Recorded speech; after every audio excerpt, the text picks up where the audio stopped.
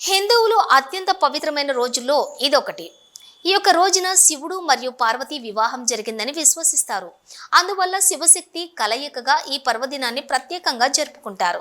ఫిబ్రవరి 26న మహాశివరాత్రి జరుపుకొనున్నారు.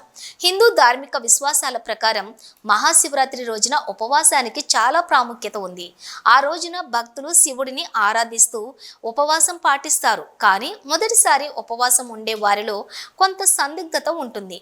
ఏం తినాలి, ఏం తినకూడదు అనే ప్రశ్నలు కలుగుతాయి. ఉపవాసం ఎలా పాటించాలి?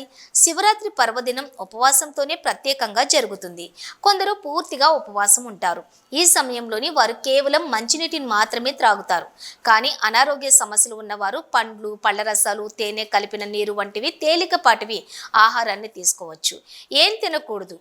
మహాశివరాత్రి ఉపవాసం పాటించేవారు ఉల్లి, వెల్లుల్లి పూర్తిగా మానేయాలి. అంతేకాకుండా బియ్యం, గోధుమలు, బార్లీ, చిరుధాన్యాలు, మొక్కజొన్న, వేరుశెనగ, శనగలు, రాజ్మా, బఠానీలు వంటి ఆహార పదార్థాలు కూడా తినకూడదు.